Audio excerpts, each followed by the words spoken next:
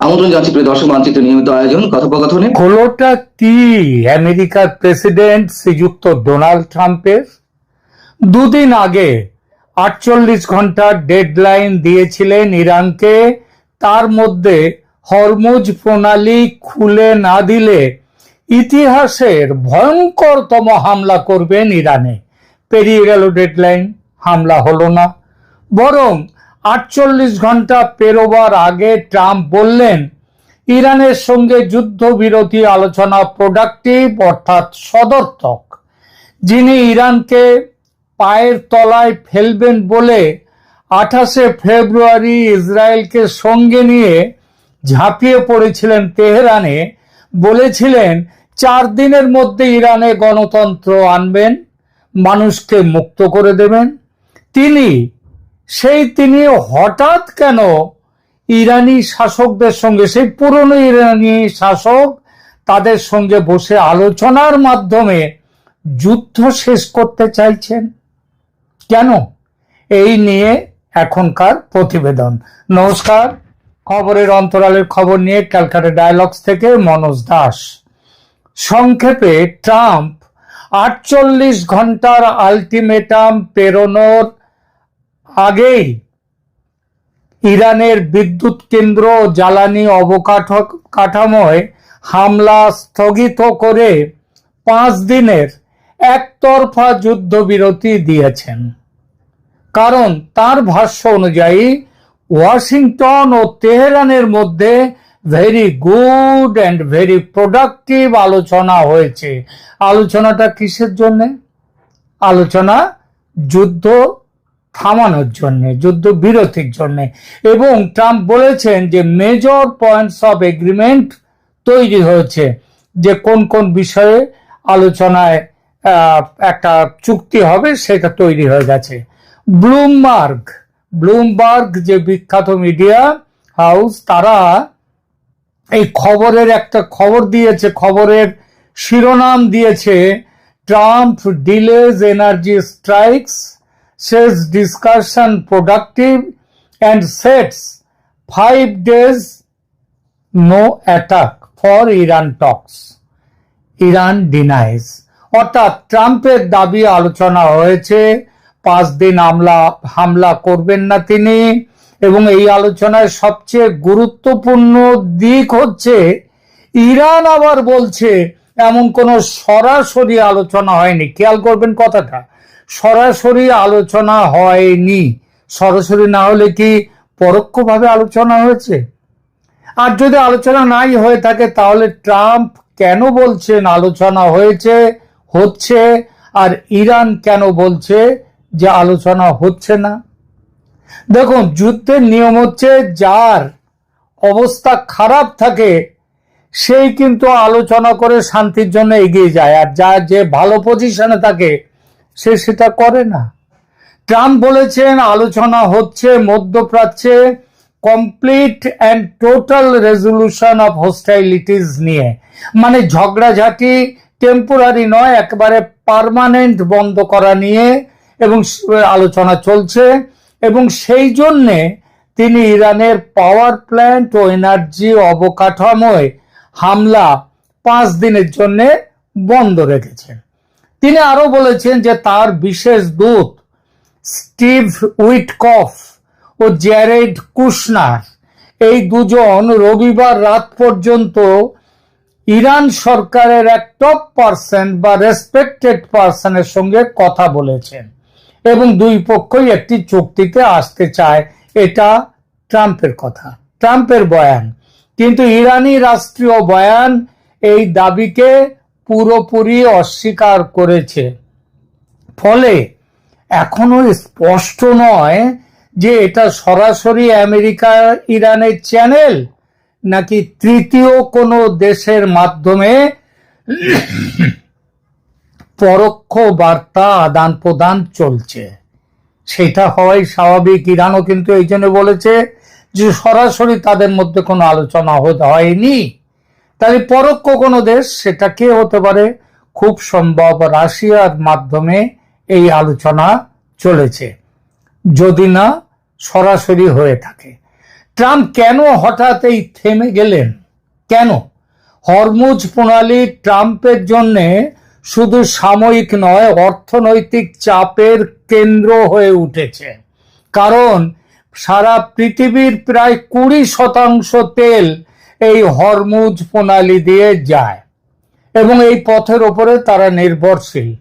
Axios তাদের তথ্য অনুযায়ী এই হরমুজ প্রণালী অবরুদ্ধ থাকায় খোদ মার্কিন যুক্তরাষ্ট্রে গ্যাসোলিনের দাম, গড় দাম রবিবার 3.94 মার্কিন ডলারে প্রতি গ্যালনে উঠে গেছে।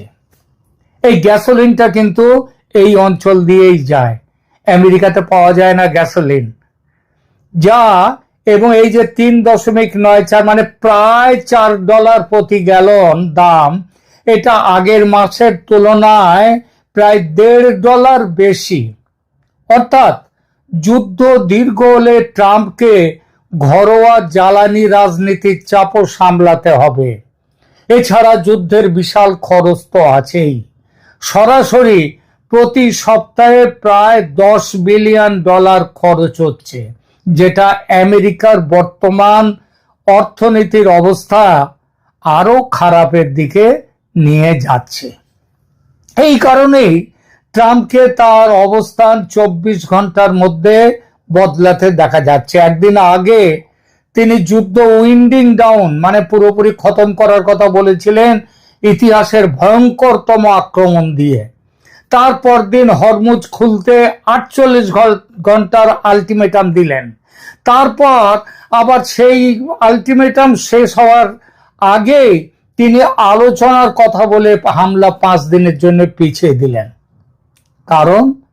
কারণ এই যে শুধু যে যুদ্ধের আঁচ আমেরিকার গায়ে বড় রকমের ছ্যাঁকা দিচ্ছে তা নয়, আরো একটা বড় কারণ হলো ইরানির জ্বালানি স্থাপনায় মানে তাদের যে সমস্ত তেলের ডিপোগুলো রয়েছে, জায়গাগুলো, সেখানে মার্কিন হামলা হলে ওই আমেরিকার যে উপসাগরীয় আরব বন্ধুরা আছে তাদের ওপরও পাল্টা আঘাত হানবে, এটা ইরান বলে দিয়েছে এবং সেই অনুযায়ী কাজও করে দিচ্ছে।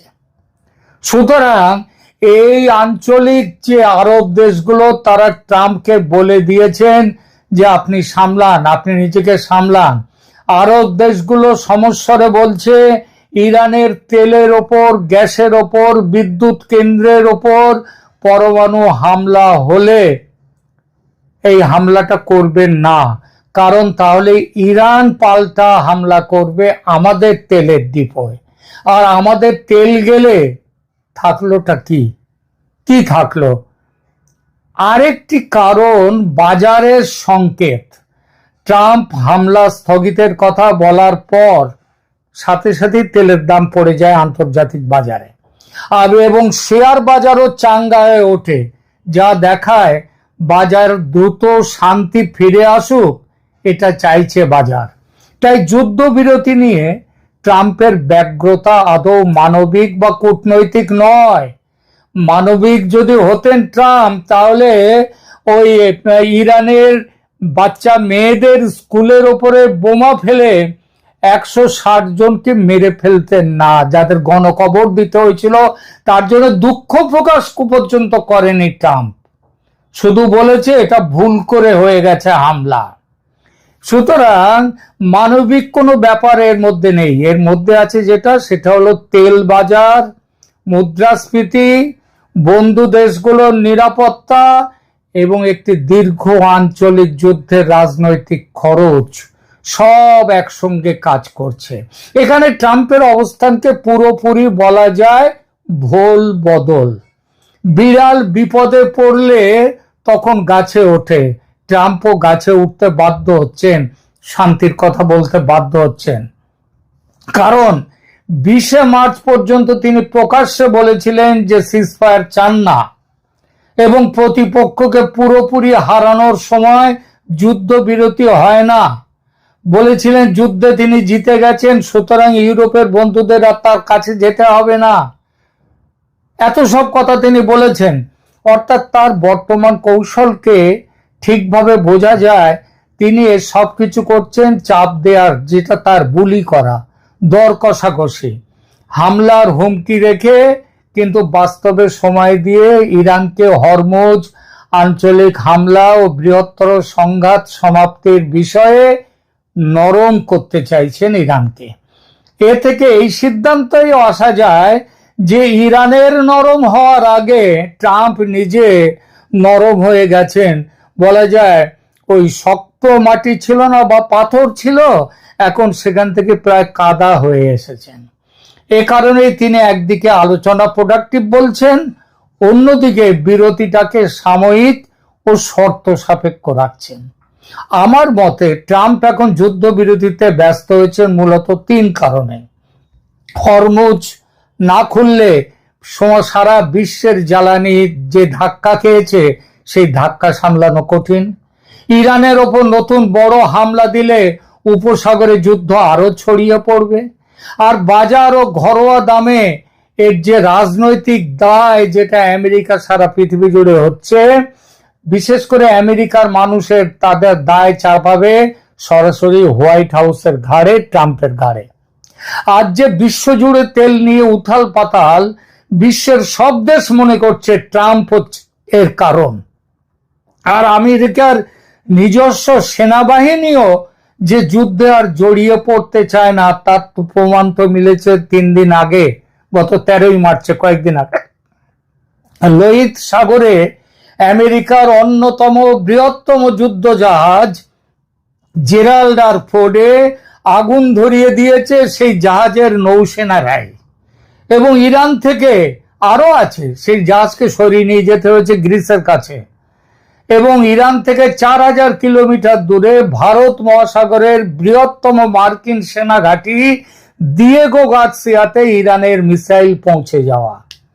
এত দূরপাল্লার মিসাইল আছে ইরানের হাতে, আগে কোনোদিন ভাবেও নি আর আমেরিকা। এসব কারণেই শান্তির সাদা পতাকা বের করেছেন ট্রাম্প।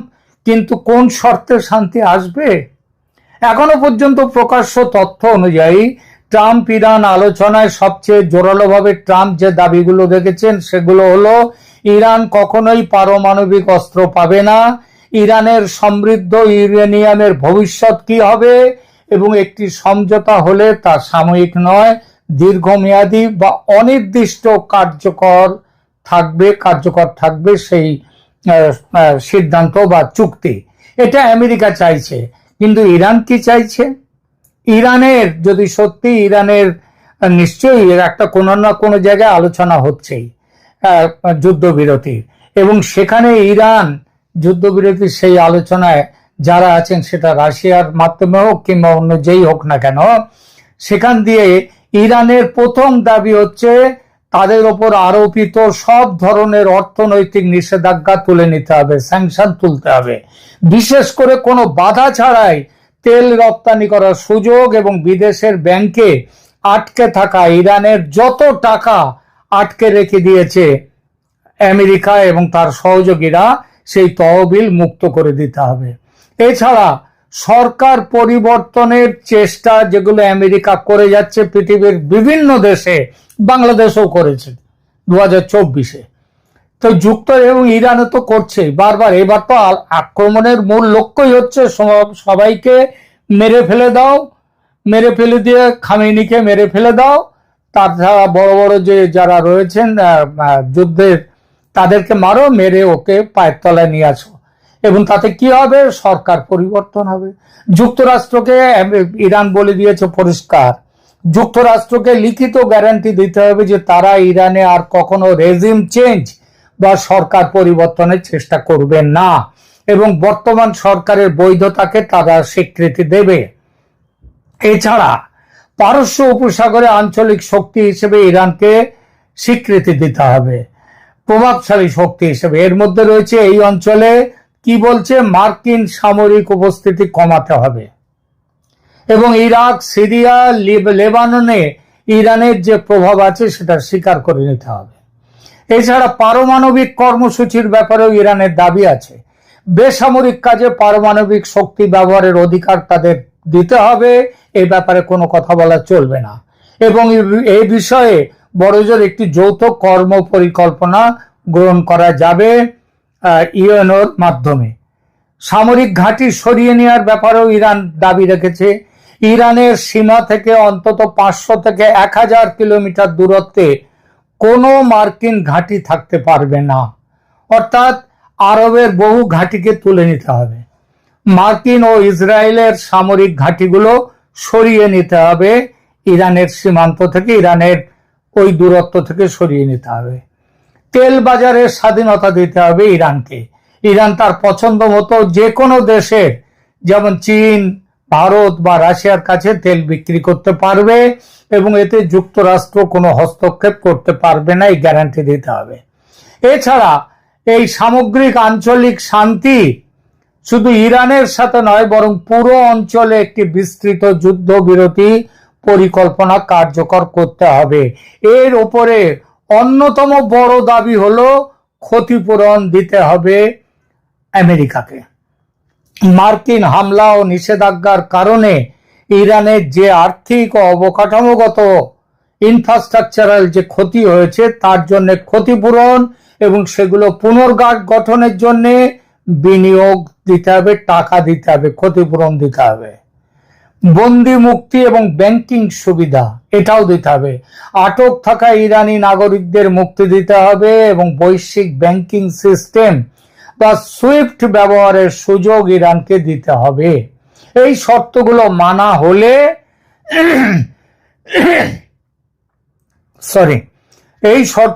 মানা হলে ইরান হরমুজ প্রণালীতে জাহাজ চলাচলের পথ খুলে দেবে, স্বাভাবিক করে দেবে এবং সেই বিষয়ে ব্যবস্থা নেবে। ট্রাম্প প্রকাশ্যে বলেছেন আলোচনার নাম্বার 1 বিষয় হলো ইরানের নিউক্লিয়ার ওয়েপেন ইরান হাতে নিতে পারবে না সেইটা।